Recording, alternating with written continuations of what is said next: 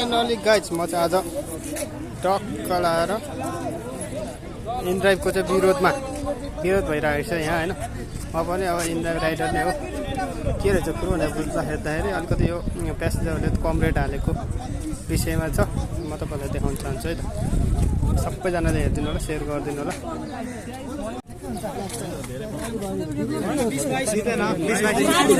त्यसो भए होइन 23 देखि 25 हामी नै गर्ने 22 देखि 25 गरौँ होइन त सबैलाई तिमीलाई लिडर बनाए भाइरल हो नेपाल अब आएको राति त अटोमेटिकली भइहाल्छ इन्ड्राइभ हिरो ल है किलोमिटरको 65 रुपैयाँ 60 रुपैयाँ त्यही त 15 किलोमिटर लागि 150 बोकिरहेको छ यो त त्यसलाई त तुरुन्तै झाड्नु पर्छ यार त्यस्तोलाई त लगाउनु पर्ने यार तपाईले लगाउने हो अलिकति अगाडि स्टार्ट बन्द गरिदिने हैन स्टार्ट बन्द गर्दा हैन प्लग दिने हो के यहाँ उपस्थित सबैजना चाहिँ राइडर साथीहरू है। राइडर साथीहरू एकदम विरोधमा उत्रिरहेका छन्। एकदमै इनड्राइभले चाहिँ कम रेट राख्यो भनेर विरोधमा हामी चाहिँ भेला गर्दैछौँ र एउटा ग्रुप बनाउँदैछौँ। सर र इङ्ग्लिस र नेपालीमा ट्रान्सलेट गरेर पढिदिउँ त। बुझ्छ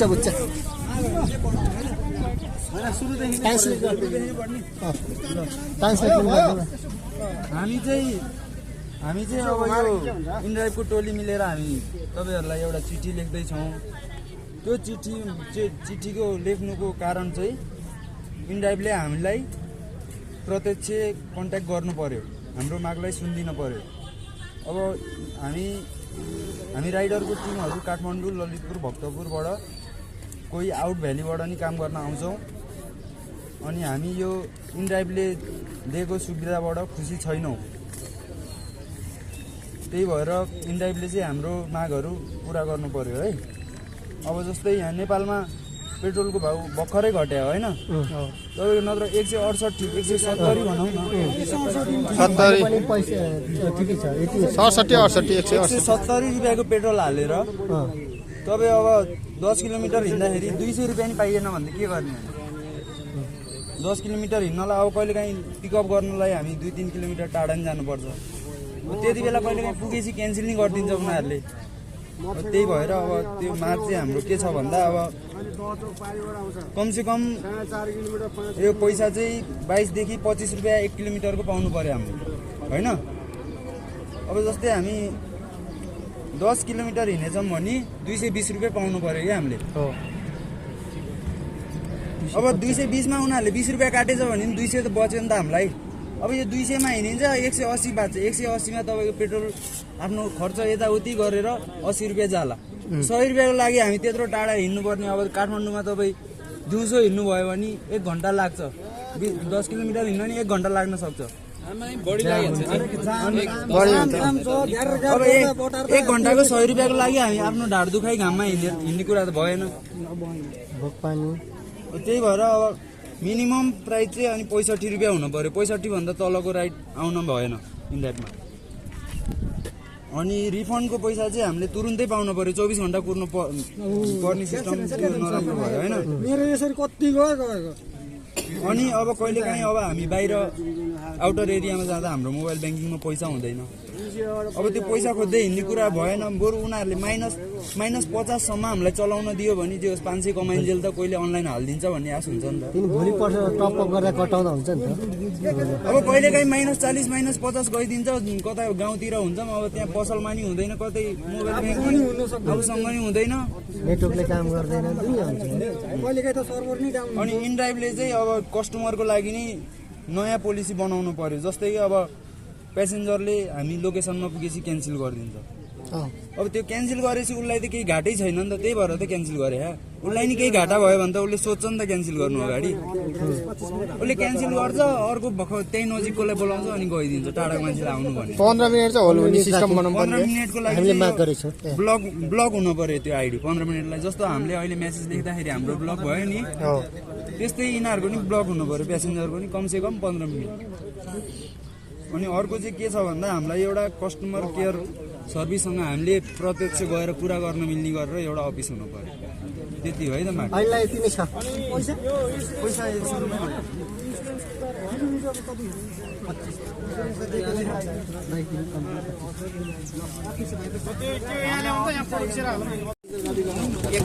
हेर हेर भेट्टाभाट सबैजना सिक्छ हुन्छ होइन सबैको इन्ड्राइभमा भएको नाम हालिदिउँ न अनि इन्ड्राइभको मान्छे हो भन्ने थाहा आइडी हाल्दा झन् राम्रो हुन्छ कसले साइन हानेको त्यो के थाहा छैन नत्र घरबाट बाउ आमालाई साइन हान्ने लाएर ल्यायो कि पेपरमा अटिहाल्छ यहाँ छ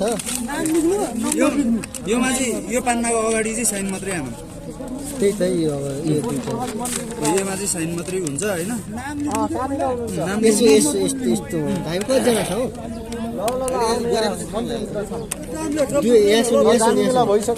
यहाँदेखि यहाँ लेखेर नाम इन्ड्राइभ नम्बर हामीले अफिसले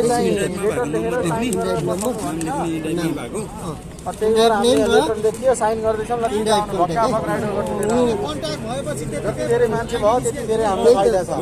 मात्रै लेखिदिनु हुन्छ त्यही इन्ड्राइभ कन्ट्याक्ट गर्दै यहाँको पर्दैन मिलाएर इन्ड्राइभ कन्ट्याक्ट राख्छ नि झन् नाम लेखेर त्यही गर्ने हो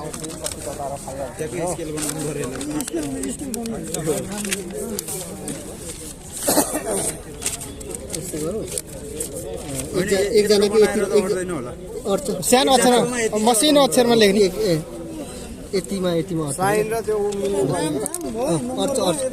आइडी नम्बर पठाउ नम्बर अनि राइडरको नाम हान्नै पर्न के पठाउ नम्बर र सिग्नेचर हान्दै नि पुग्छ के हो त्यसरी पक्नु त्यसो भए कति पिस कति कोठामा कुनै पारामा चाहिँ हुनु पर्यो सिस्टमेटिक पारामा हुनु पर्यो सिस्टममा जान्थ्यो ल भयो ल यसमा सजिलो हुन्छ त्यसमा परेन यो राखेर गर्नु हेडलाइन लेख्ने हेडलाइन नाम कन्ट्याक्ट ल एक इन्ड्राइभ आइडी लेखिदिनु न सिधै होइन इन्ड्राइभ आइडी नम्बर यहाँ सिग्नेचर होइन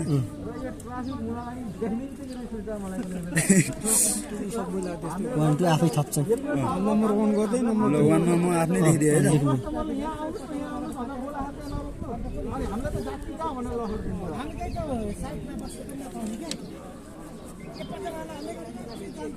अनि लेख्दै जाँदा यो उता हुनसक्छ बरु यो गरिदिउँ ए धर्का भयो नि त धर्का कटाउँदैनन् धर्का जानु नि त मोबाइलले स्केल अलिअलि गर्छन्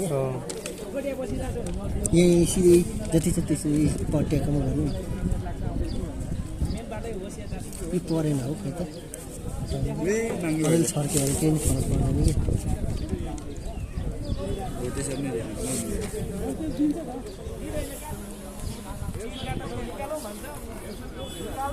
किन एउटाले के भन्छ अनि मैले त्यो ट्राफिकलाई भने के सर तपाईँले मेरो अनुहार हेर्दाखेरि पहिलोचोटि काट्नु कहिले काहीँ पुगेपछि क्यान्सल नि गरिदिन्छ उनीहरूले त्यही भएर अब त्यो माग चाहिँ हाम्रो के छ भन्दा अब कमसेकम यो पैसा चाहिँ 22 देखि 25 रुपियाँ 1 किलोमिटरको पाउनु पर्यो हामीले होइन अब जस्तै हामी 10 किलोमिटर हिँडेछौँ भने 220 रुपियाँ पाउनु पर्यो क्या हामीले अब 220मा उनीहरूले 20 रुपियाँ काटेछ भने 200 त बच्यो नि त हामीलाई अब यो 200मा हिँडिन्छ 180 बाँच्छ 180मा तपाईँको पेट्रोल आफ्नो खर्च यताउति गरेर 80 रुपियाँ जाला 100 रुपियाँको लागि हामी त्यत्रो टाढोमा तपाईँ दिउँसो हिँड्नु भयो भने 1 घन्टा लाग्छ 10 किलोमिटर हिँड्न नि 1 घन्टा लाग्न सक्छ आमा बढी लागिहाल्छ नि 10 किलोमिटर हिँड्नलाई त अनि अब 1 घन्टाको 100 रुपियाँको लागि हामी आफ्नो ढाड दुखाइ घाममा हिँड्ने कुरा त भएन